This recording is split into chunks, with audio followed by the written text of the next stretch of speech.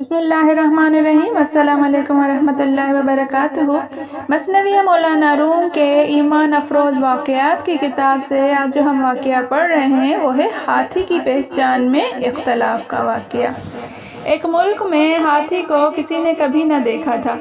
وہاں ہاتھی ہندوستان سے درآمد کیا گیا اور اس کو کسی تاریک گھر میں رکھا گیا جہاں آنکھوں سے وہ ہاتھی نظر نہ آتا تھا۔ تاریک گھر اور ہاتھی بھی سیاہ فام اور دیکھنے والوں کا ہجوم تھا۔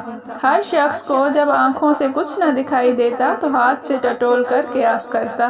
جس شخص کے ہاتھ میں جو حصہ ہوتا وہ عقل سے اسی پر دلیل اور قیاس کرتا۔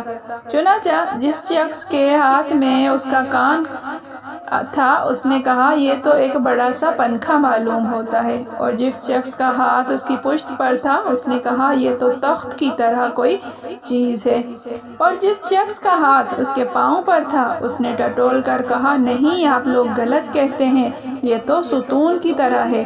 جس شخص کا ہاتھ اس کی سونڈ پر پڑتا اس نے کہا یہ میری تحقیق میں پرنالے کی طرح ہے۔ خلاصہ یہ کہ تمام اہل عقل بہت زیادہ اختلاف میں مبتلا ہو گئے۔ حضرت مولانا رومی رحمۃ اللہ تعالیٰ فرماتے ہیں کہ اگر ان ہاتھوں میں کوئی شمع ہوتی تو اس روشنی میں یہ سب اختلاف سے محفوظ رہتے۔ راکم الحروف عرض کرتا ہے کہ آج تمام کائنات میں حضرت حق تعالیٰ کی ذات پاک، رسالت اور مقصد حیات انسانی اور قیامت کے بارے میں اختلاف ہے۔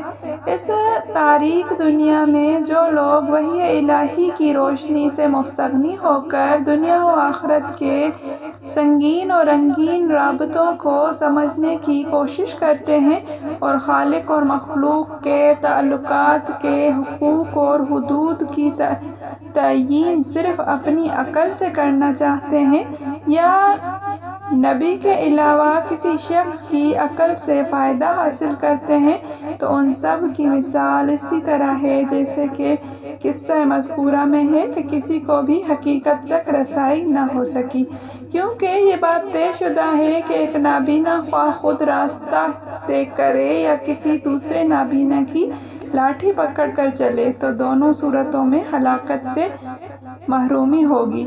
یہ راہرو اور راہبری نابینا ہونے کی وجہ سے اگرچہ کتنی ہی اکثریت میں ہوں مگر مجموعی طور پر نابینا ہی کہلائیں گے اور کسی کو منزل تک نہیں پہنچا سکتے۔ لہٰذا معلوم ہوا کہ اشیاء کی صحیح تحقیق کے لیے محض عقل کافی نہیں بلکہ روشنی بھی ضروری ہے، کیونکہ قصہ مذکورہ میں سب عقلاء ہی تھے، صرف روشنی نہ تھی، اس وجہ سے ہاتھی کو پہچان نہ سکے۔